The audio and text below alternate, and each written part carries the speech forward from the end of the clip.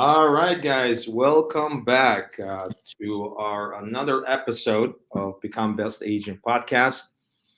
And today we got a homegrown guest, Yeah, yeah, that's right. one of our top agents here at Best Homes Real Estate, someone that I highly respect and admire for um, a lot of things that he has accomplished in his young life. I mean, how old are you, Ken? You're what, 20, 26? I turned 27 2 months ago. Oh, you turned 27 2 months Yeah. ago. Okay. All right. This guy is just, I think, scratching the surface in terms of all the accomplishments and all the achievements so far. But it's going to be a really, really good episode. I'm super excited. And you guys going to hopefully get a lot of interesting and takeaways that you can implement in your business. So let's begin. Kenneth Cano, the team leader, the top producing agent with Best Homes Real Estate. Tell us a little bit about yourself, Ken. Tell what have you been up to lately, and how did you get into real estate? Yeah. So, again, I'm Kenneth. I was born in California, moved to El Paso, Texas, and I joined the military from right after high school. I got stationed here in Phoenix, so that's why I'm here in Glendale. And I got into real estate because, I was broke, and I was about $35,000 in credit card debt. When I got married, and I was supporting someone else, and it was just not working out. So got divorced. I got rid of my dogs. I was like, I sold everything. Like I sold my Xbox, I sold my TV, I got rid of everything where I was living, just to have some money, to start saving. And then I think I was on YouTube and I saw Grant Cardone, and then he was talking about real estate. I had no clue about real estate, and then I was like, oh, that seems pretty good, buy a house or something. And then I remember he said, commit first and figure the rest out later. So then I was like, I need to get into sales. So literally that same night, I bought my course online for real estate, and the rest is just history now. Okay, and that was what, about 4.5, 5 years ago? It's 2016, early 2016. 2016. Yeah. Got you. And how long did it take you to finish that course and get your license? So I was still in the military active duty, so it probably took me like 3 months. And that was back where you had to go in person. You couldn't do it online. So I was working all nights and going during the days that I could to the, courses. And by the time I took the test and everything, I really didn't get fully licensed till technically January 2017 is when I activated my license. So it took almost a year, bro. Almost a year, right? And then once you get your license, you were still active military, right? You were still spending the majority of your time, the bulk of your time working. Yeah. Oh, yeah. United States government, essentially. Like an object. Yeah. So, I mean, tell us kind of your first year or so. I mean, in real estate. I mean, how much business have you done the first year? I mean, where'd you get that business? How were you able to grow from that point on? Yeah, put me on the spot. So first year, I tried everything and nothing was working. Obviously, because I wasn't trained or anything. I was just with a regular brokerage, no training or nothing. I sold one house my first year, 2017. And that was just from one of my buddies from the military, one of my supervisors, actually. He's like, hey, I'm looking for a house. You want to help me? I was like, yeah, of course. And I didn't even know how to write an offer. So I was like, hey, let's put an offer. And I just looked at him like, okay. I didn't even know about SIT forms. I didn't know anything. So, it was scary at first. So, yeah, my first year, I only sold one house. So the first year you sold one house. Yeah. And a bunch of rentals. I was doing rentals like crazy. I did like 16 rentals, I think, within the first 2 months, the first year, because and that's all I had as far as leads were rental leads. Rental leads. Yeah. Right. Which was nice because, 16 times back then they were paying probably like $300 to $500. So it wasn't too bad. It was like an extra two grand a month that I was making on top of what the military. So I was like, oh, this is pretty cool. But it was a lot. It was a lot of work for these rentals. I'm sure. Well, listen, I mean, you got to start somewhere, right? I mean, rental leads are rental leads, right? I mean, yeah, I mean, they don't pay that much, but it gives you an opportunity to, to go out there and help people. Right? Some of those rentals become buyers as well. I mean, that's there's a chance for that Mhm. happening. So when were you able to then transition from a part-time to a full-time agent? I mean, Uh, what really kind of triggered you? Because I mean, I believe when you joined our brokerage, right, you were still a part-time agent. yeah, yeah, that was my last year. That's 2019 was the year I got out of the military. Mhm. But I think what made it realistic, or what made me want to do it as well, once I sold my first house that first year, I picked up my check, and it was, I think, like $6,000, which was more than I was making all month in the military. Yeah. I was like, damn, I showed 3 or 4 houses, send one offer back then before the market changed, right? And a month later, I have a $6,000 check. So when I saw that check, that's pretty much what's like, you know, the light bulb went off. I was like, I gotta focus full time on this.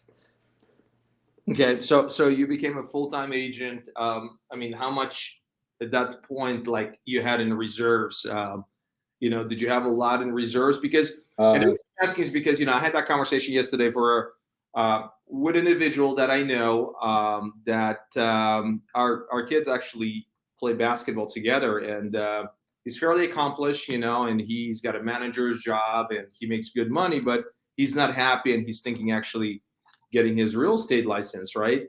But he wants to do this part time and eventually transition to a full time real estate agent. And his biggest thing is like, well, Alan, I got all these expenses, I got a mortgage, I got a car payment, like I don't know if I'm going to be able to do full time right away, which is fine. Don't get me wrong, that's fine. I mean, all of us at one point did this part time, but like in your situation, like especially you're getting kind of burned, in the early stages of your life, right? In terms of like getting married and being $35,000 in debt, you said, right? yeah, credit So, card debt. So it's not. credit card debt, which is like a lot of interest, high interest, right? And then of course selling your PlayStation and everything like that, like it's a risk again, like quitting your job and doing this full time real estate because it's all commission based, it's all predictable. Yeah, I mean, you got a big fat check, $6,000, but you know what? That's not guaranteed. Mhm. And how are you able to make that transition? I mean, I'm sure you had doubts. I'm sure you had days in where you were like, man, I hope I'm doing this correctly. Well, yeah, So tell us kind of about all the thoughts and decisions that you had to make on your end to become a full time agent. yeah. Well, I was in a position where I was already pretty much fucked. So I was like, it couldn't get any worse, right? So I had, my house payment. I was 1,200 a month back then. I was renting, had 2 cars, a lease, and another one that I bought. So I had, I had every expense that everyone has, and I just said, fuck it. Like, what's the worst that could happen? I just go back to the military. So Well, that's the worst case, right? So I'm already there. What's gonna happen, right? What can really happen? So and obviously I don't have kids. I don't have anything. So it's a lot. I don't have to worry about anything else but myself. yeah. So just took that job. I didn't have any money saved, nothing. I just still had credit card debt because in the last 2 years I only had sold part time for 5 houses, I think. So like nothing had changed by the time I went full time. I was still in the same Yeah. position. Yeah. Yeah. So what were you doing as a full-time agent that you were not doing as a part-time agent? I know you had more time, right? Yeah. That's the biggest thing, right? So definitely having more time, but like there are people that have more time but don't really know what to do with that time or do not really utilize it appropriately, right? So, Yeah. what were you doing differently as a full-time agent when you started, when you left your job? Yeah. So even part time, every chance, every time I got out of work or every weekend, I was doing open houses. I was printing out flyers, door knocking every damn door in the neighborhood for the open house. Right. I remember because I was in Goodyear, so I would go to Goodyear's, it's a shopping center, and I would stay out there 2 or 3 hours just handing out flyers, putting them on people's cars. Like I didn't know what to do. Like I was like, open house, fucking tomorrow. I was people coming in out of the store, and I was just handing them, hey, we have an open house. If you want to buy, it's down the street. Um, so that transitioned over to full time. So obviously, I was able to do it more. But I think the small changes were I got into cold calling more because I couldn't afford a dialer. Um, And when I joined you, you had a dialer. You provided those tools, so I was able to just kind of get on the phones and make more calls that I was making before. Then I was hand dialing before that. Okay. All right. And who were you calling?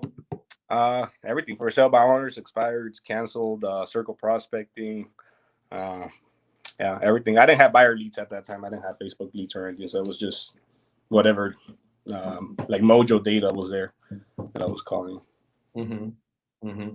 So you were calling for sell by owners. You were calling expired listings, cancel listings, right? You're doing some circle prospecting on top of that as well, right? Mm-hmm. How was your experience with all of those lead sources? Yeah, it's a tough one for sure. Like it's one of those things you, even once you get better at it, you still kind of don't want to do it, but you have to do it. So yeah, it's. I just had to do it. There was no option. Well, you said there's no option. There's always an option, right? I mean, yeah, if I didn't want to get paid, I could have not done it. But that was the fastest way to get a commission check, especially for sell by owners or expired. So we're just, I mean, they answer the phone, they'll let you in the door. So I think that was the best shot I had at getting paid. Okay, all right. So kind of walk us through your, like you said, for sale by owners, right? I mean, what is your strategy when it comes to for sale by owners? Getting those listings. So it's always changing. I learned a lot within the last 2 years on cold calling. I used to I had different scripts from, online. I would just Google for sale by owner scripts. So I had different scripts. I would test out different scripts. And I mean, the strategy is just to get in the door as soon as possible. I mean, I don't think it really matters what you say or what you do before, and as long as you get an appointment. Because once you're in front of someone, they're a little bit different. They treat you different. They don't treat you as rude as they do on the phone. Got it. So your real objective was just to get in front of them, right, as fast as possible, right? Yep. Have you tried to kind of like sell them over the phone, or try to get this thing over the phone, or I mean, kind of walk us through the conversation process, right? Like when you talk to them, right? Do you just kind of go into an extensive conversation with them and trying to kind of really convince them that you're the right agent to sell their house, or it was more like trying to kind of just secure that appointment, going out there, meeting with them, and then try to get the listing from that point on? Yeah, I think for me it was more about just trying to get the appointment. And I've tried selling them on the first call, on the first pitch, and it just never worked out. And especially if you get into commissions right off the bat, you're just you're not going to win. So my goal was just ask them about the property, what their plans are, where they're going, why they're selling. As long as they had a motivation, I'll just ask them, okay, sounds good. When can I come look at it, right? They'll be, oh, well, I'll be home Friday. Okay, so we'll set the appointment. And once I'm in person, I'm better, I would say, in person, talking to someone in person than over the phone. Yeah. So for me, once I was in person, I felt more comfortable, and I was able to kind of get their attention and have them listen to me and all that. Yeah. Yeah. So what if they ask you about the commissions? I mean, how do you handle that question? Like, that's a big question, right? Like, what do you charge? Yeah. Well, I've messed around with everything. Every situation is different. Every person, you got to feel that. Most of for sale bonders, they want to save money, so they're, I would say, cheap, right? They don't want to pay any commission. So I would ask, are you offering a co-broke? Yeah, we're offering 3%. And then I would tell them, look, my price is fully negotiable, right? We could start at like the performance base, right? Where we talked about, if I sell it for your price, 1%. If I sell it for 5,000 above, 1.5%. If I sell it for 10,000 above, then we get 2%. So I've tried that. I also tried, what have I tried?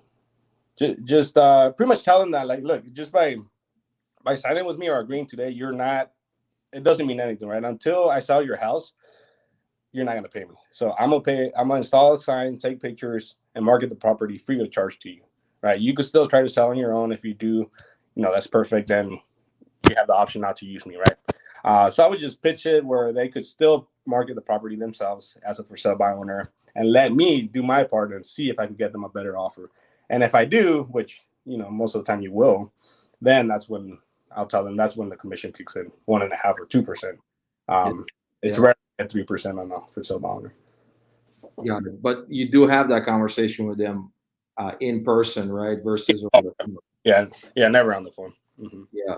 So how many for sale by owners would you call like on any given day? Like kind of walk us through your day. I know you used to come to the office like at around 8 o'clock, 8:15 in the morning, right?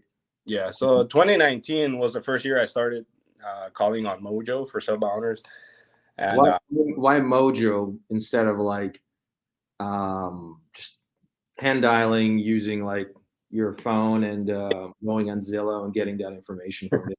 well, Mojo puts everything in a list for sale by owners expires, and then you hit start, and it calls 3 people at a time, or 2 people, or even one person. But it just cuts out the hand dialing. You don't have to hang up, dial, pick up. So it cuts all that out. You're always constantly talking to someone. Mm-hmm. That gets rid of the nerves. Once that thing's rolling, you just you're just there. You don't have to worry or overthink, because hand dialing, you're looking at Zillow, the description, it says no agents on call, and then it gets in your head, and you're like, fuck. And then I'm gonna skip this one and go to the one. But on the Mojo, you don't, that data's there, but you don't really read it. It's just dialing, and then it shows up, after they answered, and oh shit. Yeah. You get to talking, so that's pretty much all that matters. Right. And then like every day, I mean, you would call, how many for sale by owners do you typically get on a daily basis? The first year was tough. 2019, I was dialing about 1,000 to 2,000 dials a week. And obviously over the time as I got better, got lower and lower. And I think at the peak, I was calling about anywhere from 5 to 20 for sale by owners a day, and setting an appointment per day. So your objective was to set at least one appointment a day with for sale by owners? Yeah, 5 appointments a week. Some weeks are easier than others. Sometimes you can set 2 or 3 on a Monday, right? And right. Sometimes I'll have more or sometimes less. But yeah, one appointment a day. One appointment a day with for sale by owners. Yeah. Okay. So let's say, for example, you have someone right now that is listening, right? They're like, man, like with for sale by owners, I never tried it. I don't know how it's gonna go. Like, what I love about for sale by owners, and I share this with you, is the fact that most of them will answer their phone. Most of them already kind of raising their hand saying, I'm looking to sell, right? Most of them will actually have a conversation with you. And most of them will pay something in terms of the commission, right? You're going to have some that say, I'm not going to pay any commissions. You're going to have some that are going to say, I'm not interested in working with the agents. Don't even bother bringing me a buyer. I'm just going to sell it myself. You will have those as well, right? But for the most part, I mean, just looking at the statistics, most of the for sale by owners, even right now, they're still listing homes with agents, right? That's the majority of the for sale by owners, right? So, like if you got somebody who's a brand new agent, or an agent that is, again, experienced but never really tried for sale by owners, I mean, what would you suggest? Like top three things that they have to do in order to start seeing the results? For sure, just be consistent. Call every day, every morning, every day, whether it's morning or afternoon, whatever works for them. But just be consistent, and don't just don't overthink it. You're gonna get a lot of no's, a lot of people hanging up, but it's just a number game, and give it I would say at least 3 months, just to anything less than that, you're not really doing anything. So I would give it at least a good 3 months of every day consistently calling for sale by owners. Yeah. I mean, anything that is worthwhile will take some time, right? I mean, there's going to be that 90 days of pain, 90 days of questioning and asking whether it's working or not. And there's going to be days when you're going to be kind of feeling defeated and discouraged, right? I mean, that's just part of the process. And we always talk about, do not get married to the outcomes or to the results, just married to the process, and trust the process and focus on that. And things are going to start happening. Every day, if you're having, 10, 15, 20 conversations with for sale by owners, you're going to get better. Every time you're getting in front of for sale by owner, you're going to get better. It's the same thing applies to any other lead source out there, whether it's your sphere, whether it's, open houses or online leads, same concept, right? Every day you're doing it, you're going to get a little bit more better, right? So you did for sale by owners. Are you still doing for sale by owners, or still working for sale by owners, or you kind of graduated to something else now? I kind of just moved on. Why did you move on?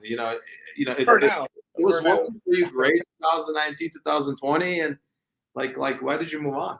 So for now, yeah. So within the 2 years, I was able to save and make enough money to start investing, which is why I think most of us get into real estate is to start investing. So I saved I got out of debt, I saved some money, and then I bought that the first flip on Bell Road, and then I was able to get another flip on again on Bell Road on 43rd. So two houses just kind of hit within 1 month, and I was in a position to be able to buy them, and I'm kind of trying to shift now to just what is it, cash flow or passive income. Just that's been my goal, is just to have properties that generate income. So I'm kind of focusing more on picking up more properties at the moment, but I'm still not done, obviously, with real estate. So once I'm good where I'm at with that, I'm gonna get back to hitting the phones for sure. Yeah, I mean, it's definitely remarkable to see that with you. Like, I remember your first property that you purchased was about a year ago, right? And that's where you live Mhm. right now. Right. And you were telling me, hey, I bought this house, and I'm living there with my lady, but I also have a roommate or two roommates at that time, I think, where they were basically paying your mortgage at that time. Yeah. Um, and same thing with the flip that you converted into Airbnb, right? A short-term rental. Tell us a little bit about that decision, right? One thing about Ken, I so admire him, like so many reasons, but one of them is this guy just he does not overthink. He doesn't overanalyze. He listens and he just goes after it, right? Him and I had a conversation about a flip. I was actually, I got that flip. I didn't really have the time to do anything with it. I had two other projects, and I assigned that flip to him. And we just kind of had a conversation. I was like, hey, why don't you maybe do like Airbnb? He's like, Airbnb, right? And you decided to do an Airbnb, and it took you what, about month and a half or so to Yep. rehab and everything like that. And think you put it on the market as a short-term rental about 2 months ago. Is that right? Actually, last month. It's been 35 days since it opened up for Airbnb. Yeah, last month. So, and how's that coming along? How's that property coming along? Pretty good. I think within the last 35 days, we have about, I think, 16,000 and just confirmed bookings for the next coming months. So it's not. I'm sorry, how much? Right around 16,000 in confirmed bookings in the last 35 days. That's revenue, right? That's gross, right? But that's about how much we have. Hold on. So hold on, 16,000 Yep. in the last month and a half. Yeah, and confirmed bookings, like reservations for the future. Yeah. Reservations. Mm-hmm. And that's revenue, obviously. Okay, so how much? All right, so how much revenue is coming in this month in September? I think a little bit over $5,000, but that is confirmed right now. I still have about probably 15 nights, 10 to 15 nights open. So we get last minute bookings, like short 1 or 2 night stays. So far it's right over $5,000. 5,000. Yeah. And then October. I'm already, actually, let me pull it up right now. For October, since a little bit farther away, I think we're a little bit less. Let's see.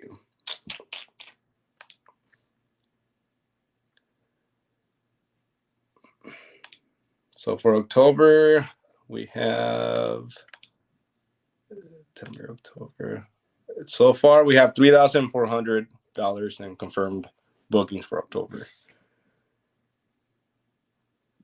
Yep, and we have, I think, around 2,000 for November already. Yeah, 2,300 for November. All right, so let's back this up, right? So you purchased this house for how much was it? 280? Yeah, 280. 280, right? Right. So $280,000 house. It needed a lot of work. Mm-hmm. You spent how much in rehabbing that place? 68. And then on top of it, furniture. Oh yeah, about another 20,000 and getting it. So about 90,000. Yeah. So Right. Yep. Okay, all right. And it's like what is it? 1,800 square foot house, 1,900 square foot house? It's smaller. It's actually 1,300, I believe. Is it 1,300 square feet? Yeah, it looks bigger, but it's 1,300. Yeah. And how many bedrooms? How many bathrooms? 4 bedroom, 2 bath. Wow, with the pool in the back. Right, with the pool. Mm-hmm. Right. So in September, you're grossing, and you still have some days available. Yeah. This I mean, you're grossing about 5,000. Yeah. Next month you got over 3,000, and it's again we're not even there yet. Right. So like, what are you projecting to gross, and more importantly, what are you projecting to net on a monthly basis with this Airbnb? So I'm still in the process of right now. These months are tight because I'm still on my hard money loan, so I'm paying a lot in interest to the hard money guy. But I'm in the process of refinancing it, and once I get that payment, you know, to lowered, I'm hoping to at least minimum net $2,000 each month minimum. About 2,000 every single month. Mm-hmm. Okay. I think you're going to be netting much more than $2,000. Yeah, I think so too. But I always run my numbers on the like worst case on the lower end. Yeah. Interesting. So your plan is to, I'm assuming, have more of these short-term rentals. Is that yeah? Go ahead. Good news. I get keys to 2 properties tomorrow. I picked up 2 more houses. What do you mean you picked up 2 more houses? Yeah, one in Gilbert. Yeah, it's a 5 bedroom, 3 bath with a pool, fully furnished, ready to go. I'm signing the lease today actually, and I pick up the key for that tomorrow. And then another one, it's in a 2 bedroom, 2 bath, and right next to the office, right next to the mountainside. You know those apartments by mountainside? Yeah, Valera. Yep, perfect, exactly, Valeria. I'm picking up the keys tomorrow too. It's a 2 bedroom, 2 bath there. Okay, well, you're saying picking up keys. Can you kind of expand on that? I mean, did you buy these properties, or what are you doing? So we're and this is I'm doing these the one in Gilbert with Gustavo, and it's a lease. It's pretty much a lease, allowing us to Airbnb the property. Okay, so you're leasing a property that in this case is fully furnished. Correct. Okay. And what are you paying a month to the landlord? That one's 3,900 a month. 3,900 a month. Mm-hmm. Okay, and then you are essentially subleasing it, or in this case, you're going to use it as an Airbnb or short-term rental. Yep. Mm-hmm. Obviously, with the landlord's permission, correct? Correct. Yep. It's in writing that we're going to sublet, and that's it. Okay, and what are you planning to make from that property? Gilbert one's a good one. Again, we still not sure until we get it, but from our numbers, it should bring in about 110 grand a year. That's revenue gross. 110,000. Yeah. Okay, so that's going to be probably at around. We should net around 50%, 40 to 50% of that. $9,000 a month. Yeah, I'm expecting around 9,000 on average. Okay, and out of that 9,000, what are you paying to the landlord? How much are you paying? Just the 3,900, and that's it. Plus utilities. Plus utilities, yeah. Probably since it's a pool house, probably like 400 and electricity alone. Water, sewer, trash, and the maintenance, the pool maintenance and yard maintenance is included in the lease. So that's saving us about $250 a month. All right, so altogether, you're probably going to be paying about $4,700 to the landlord. 48. Our baseline expenses are going to be 48 a month. Yeah. Okay, so let's say give or take about 5,000, and you guys are going to be grossing about 9,000. So you're making about $4,000 a month, right? Most of it is going to be net. Yeah, but what I love about this deal is that it's fully furnished, so that saved us 20,000 off the back from our own. At least $20,000. Yeah, so maybe even more. It's pretty much 100% return. Like we just signed the lease, throw it on Airbnb, and just collect the difference. So that's why we pushed really hard for that one. It took us like the whole week. So what you're doing is you're not buying this property, right? You're not fixing up this property. you're not furnishing this property. All you're doing is just leasing this property, right? Fully furnished, all Right. right? And you're adding a markup on top of it. Yep. And this markup is going to be an additional $3,000 to $4,000 a month Hmm. in net. Right. Yeah. Hmm. Yeah. Okay.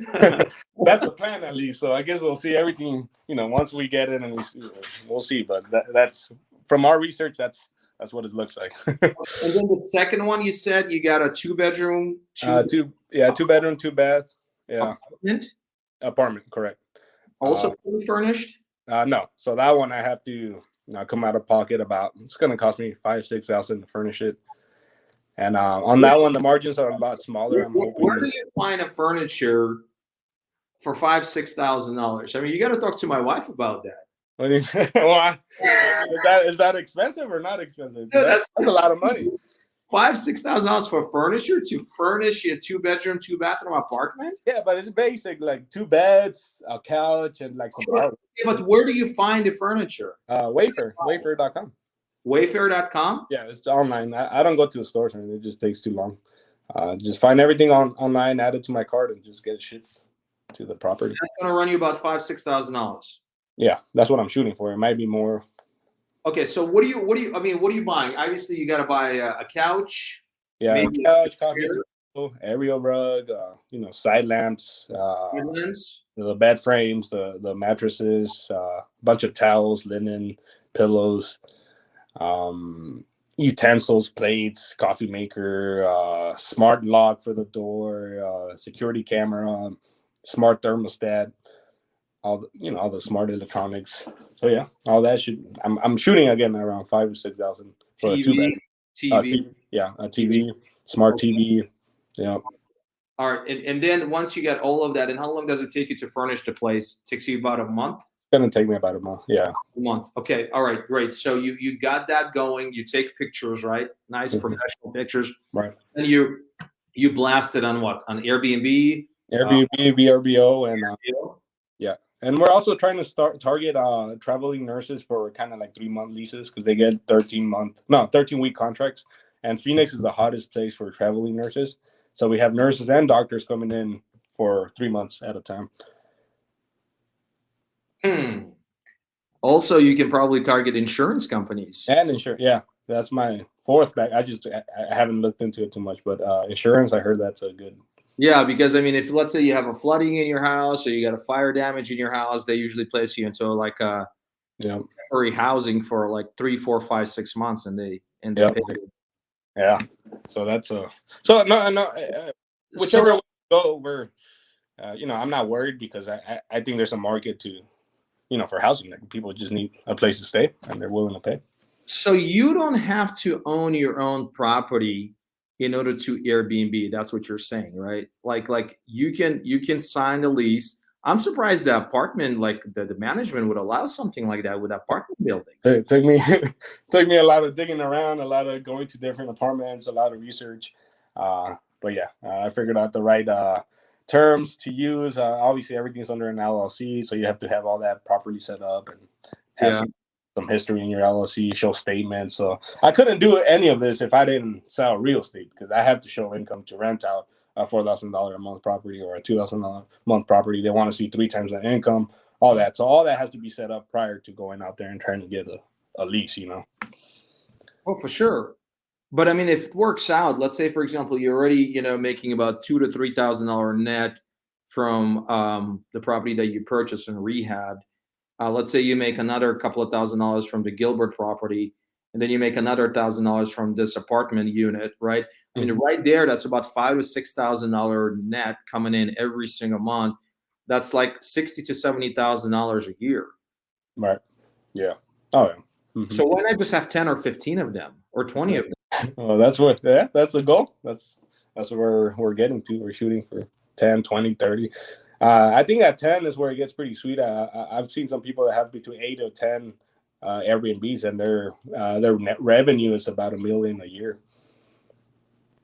So how are you managing them? How are you managing your first short-term rental right now, the one that you had for about a month and a half? I mean, kind of walk us through that process. I mean, once you set it up with the smart log, they get an automatic code when they check in. It's pretty much you don't have to worry too much about it.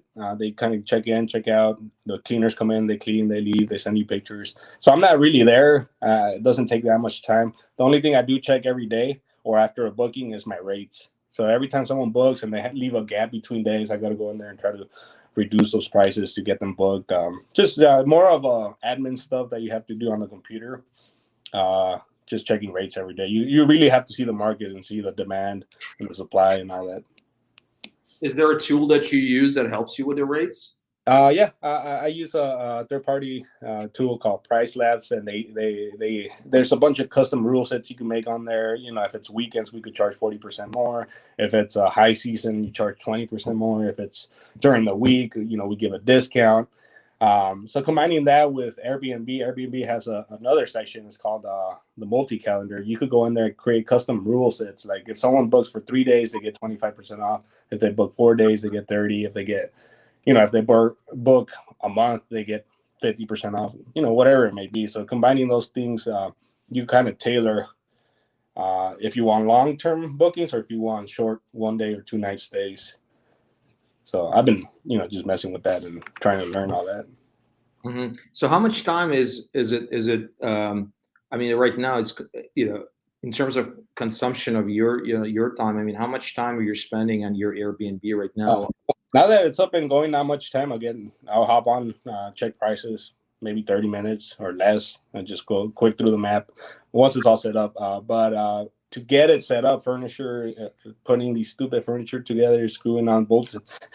So that's the part I hated, and it takes about a month. You waiting for packages, opening boxes. You have all 100 of boxes. Just you got to cut up and throw them away, and just that labor stuff. It does kind of suck. Well, you can always hire somebody to do it. Yeah, that's what I'm probably looking into now. Got it. But as far as like cleaning crew goes, I mean, that's cleaning crew comes on their own. I just sync the calendars. I let them know what days. Pool guy comes every week on Thursday. Gardening or the landscaper comes every other Tuesday. So yeah, once it's there, it's there. Once it's there, it's there. Mm-hmm. Okay. Interesting. All right. So your plan is now to have multiple of these. Right. Okay. All right. And how's real estate sales helping you with all of this? Well, I need to keep the sales up to, because I mean, you're buying, if it's a 4-bedroom house, you're spending 15, 20 grand on furniture. I mean, unless you get a line of credit or you finance with 0 interest, I mean, you got to pay for these things every month. So I need to be bringing in about 20 grand a month if I want to buy, or if I want to pick up an Airbnb every month, Well, that's the key to remember, right? And sometimes we kind of get a little bit sidetracked, right? I mean, with the flips and with the wholesale deals and rentals, right? And we kind of start neglecting that engine that's constantly generating cash flow for us, which is real estate sales, right? So we got to be always feeding that engine, right? We got to be always making sure that we have more and more deals in a pipeline, and then we can utilize the cash flow from real estate sales and investing properties, and then obviously, like in your situation, building your Airbnb portfolio, not only through purchasing but also from leasing. Correct. Which is unbelievable, man. I didn't know about that, but I mean, that's phenomenal. So like, going forward, I mean, where do you see yourself a year from now? Again, my goal has always been to kind of have multiple units. At first, I wanted apartments, but you need a shit ton of money, to buy apartments. So that's why I resorted to Airbnb and houses. So I hope in a year from now, at least a good 10 to 20 Airbnbs, and again, still keep selling real estate and just keep trying to grow, the passive side, the passive income. Passive income. Mm-hmm. Got it. So, no, I mean, why not? I mean, you own 2 properties right now. It looks like now you're going to have 2 additional Airbnbs on top of that. You also, I believe, you're in stock market, right? I mean, you have some stock investments. Right. Yeah. Yeah. And the stocks is just, again, long term. Every now and then, when I get a check, I'll put $500, $1,000, or, throughout the years, and that just kind of grows on its own. And what I love about that is that you can borrow against it on margin, and I mean, it's interest only. It's almost like a hard money loan, but like it's not on your credit. It's straight up just like cash. So you ever need that money, you could just pull it right out and still keep all your stocks. Yep. Yep. Yep. Yep. So how do you generate business right now in real estate sales? So now I shifted to a lot of Facebook leads, online leads, Spanish speaking mainly. Okay. That's kind of where at the end of the day we found kind of our niche, and it was just Spanish speaking buyers online. Yeah. Facebook buyers. Why Spanish speaking versus traditional English speaking buyers? It's just I'm Mexican and I speak Spanish, so it's just it's super easy to connect with them and relate to. And I've mentioned this before. I feel like that market, they're more trusting and willing to listen to what they trust you're the professional and you know what you're doing, and you're just there to guide them and show them the way. So how many leads are you generating a month? I haven't checked, but we have 3 separate campaigns going. I have one for me, and then we have 2 for the team, the Desert Valley Home Group. So I would say at least a month. You said, or a day? Yeah, a month. I'm not sure. At least 30 to 40 a day. 30 to 40 a day? Yeah, but just on online Facebook leads. Yeah. So 30 to 40 a day. So that's going to be what?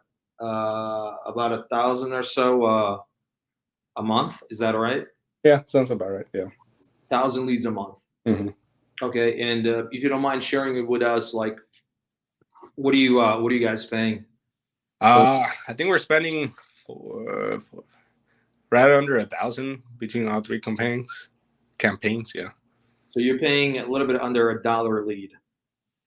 Oh yeah. Our average lead, no, it went up. It's like 1.8 per lead. So $1.08 per lead. Yeah, I think so. They're all over the place. So some are under $1, some are 1.5, 1.3. And just out of curiosity, I mean, how many deals do you close from these leads a month? Like, let's say you generated 1,000 leads. How many closings do you usually get out of it? This year, all my leads that I've closed together. So how many? All the leads that I've closed this year, they're all online leads. The conversion rate, I'm not sure what the conversion rate is, but every deal I've closed in the last probably year and a half are online leads. Okay. All right. So you closed, let's say, probably about 50 plus deals in the last 12 and a half months or so. Right? Somewhere there. Yeah. Okay. All right. And most of those are online leads? Yeah, online Facebook leads. Yep. And what was like the average commission for each lead? About 6,000-7,000. Yeah, about 6,000-7,000. Okay, so about 6K. Yeah. So that's about $300,000 in gross commission income. And how much did you spend on those leads in the last 12 months, you think? For my personal leads, I spend about $400 a month. So $400 over the last year, you said? Yeah. That would be $4,800. So you spent about $5,000 and made about, is it right, about 300,000? Not in the last year. No, about in the last year. This year, that would make me, I think, a little bit over $100,000. By spending how much? $4,000 a year, around $4,000 a year. All right, so you spend about $4,000 or $5,000 a year to make about $100,000. Yep. And again, it could be more, but I need to focus my time back on the Facebook leads. Mm-hmm. Mm-hmm. It could be way more. Well, how do you work these online leads, right? And the reason I'm asking is because there are agents out there that having a hard time converting these leads, right? I mean, you're generating a lot of leads, right? And I know there's Spanish-speaking leads, but at the end of the day, leads is a lead. I mean, there's a human behind each lead, right? And they're looking to buy, they're looking to sell. So, what is your strategy? I mean, what is your secret to madness? So I think what helped a lot was having a CRM. having like a funnel, right? The Facebook leads come in. As soon as they come in, they go into Zapier. You know Zapier. From Zapier, they go straight into KV Core. From KV Core sends them an automatic text every fucking day for 7 days. Hey, thanks for signing up. Hey, what are you looking for? What areas are you looking for? Hey, give me a call. Hey, when can you see houses? What houses you like? All that. On top of that, KV Core automatically sets them up on a MLS search, so they start getting houses in their area every single day, and then obviously picking up the phone and calling them and trying to get them pre-qualified. So it looks like most of that process is automated, right? Right. I mean, like, Yeah. like from Facebook, Zapier, that's automation. From Zapier to KV Core, which is the CRM that you use, that's automated. Assigning them text campaigns, that's automated.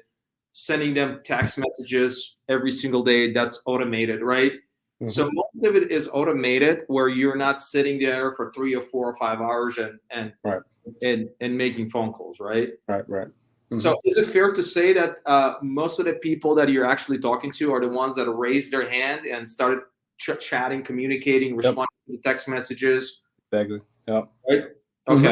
As soon as they respond, the KV Core stops responding, so I have to respond. So when they respond, I have the app. It tells me, hey, so-and-so responded. I reply, or I just pick up the phone and give them a call. Yeah. Mm-hmm. So it's a numbers game. Yeah, correct. Mm-hmm. Okay, so you don't have that mindset where every lead that comes in, you have to convert, or every lead that comes in has to have a conversation with you, right?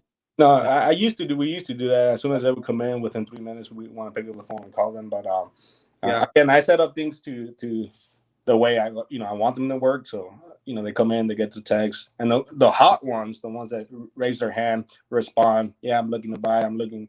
Those are the ones I kind of put my energy to, instead of the ones that they're just there. Mm-hmm. Mm-hmm. Right. But there's no right or wrong way. That's just the way I found that works best for me. Yeah, I mean, exactly. I mean, in your situation, I mean, my gosh, you're paying $1 a lead. I mean, even if out of 1,000 leads, just one decides to work with you, you're still making pretty good money on it. Correct. Right. Yeah. How do you scale that though? I mean, do you scale in terms of like, are you planning to have like more agents on your team so maybe they can work those leads and maybe help you to convert some of them? Yeah. I think our goal, we need to focus more on hiring more agents to ideally Spanish-speaking agents to work the leads. Train them up and work the leads, and that way we can scale pour more money into the ads and just grow the team a little bit more. So what are you looking for in an agent? Oh, right now, some experience, because we need at least like a year in experience. Again, bilingual, so someone who speaks fluent English and Spanish, and that's hungry, that they're willing to get trained, be trainable, coachable, and they're willing to put in the work and the time. That's literally all it takes. They're someone who's willing to listen to you, do what you tell them, and put in the time. Yeah. That's awesome, dude. That's awesome. All right, dude. So like your plan is for the next 12 to 24 months, you want to have at least 20 Airbnbs, right? What else you want to accomplish? What else you want to achieve in your life, young life of 27 years old? Yeah, I think my main goal right now is just have enough cash flow, passive income to, actually enjoy my life. Like not worry about, showing houses or going on appointments. For me, I don't want to be a 30-year, realtor. I've been doing this for 30 years. Like I never want those words to come out of my mouth. This is a stepping stone or a step for me. Sales, real estate sales. Take that money, invest it, and kind of move on to passive income, and then from there, I don't know, if we can start day trading. I don't know, whatever may come. Who knows? Yeah, I mean that's the beautiful thing about real estate. There's just so many different avenues and there's so many different ways you can go about it, right? I mean, and slinging homes for the rest of our lives, or I mean, I don't get that. I mean, I mean, again, there are people that want to do that, and I respect that and everything. But for me, it's always been all right. How I can develop and create a business, right, and ultimately build wealth where you have those freedoms, generated passive income, right, Yeah. and have those opportunities, outside of just going out there and showing homes for a living and or getting listings for a living, Hmm. So, and you're definitely on the right track for sure. Anything that I didn't ask you that I should have asked you? There's an interview. Um, I think we covered most of it. Yeah. Yeah. Hmm. If people want to reach you, if agents want to reach out to you, right? Those that maybe possibly want to join your team, how would they find you? I'm very active on social media, especially on Instagram. So the Phoenix Realtor on Instagram. That I check that more than my texts and my emails. If you want to reach me, I'll see it on Instagram for sure. So Instagram, Hmm. uh, Facebook, Yep. right? Yeah, Uh, or text, but my or texts get lost. okay, awesome. Yeah. All right, buddy. Well, listen, congratulations on all of your success, man. I'm so proud of you. Thank you. And like I said, you just kind of getting warmed up. You're just scratching the surface with everything that you've been doing. And all the best to you. Appreciate it. Continue to grow, continue to inspire, and continue doing some good things, man. Will do. I appreciate it. All right, buddy. Have a good one. You too. Bye bye.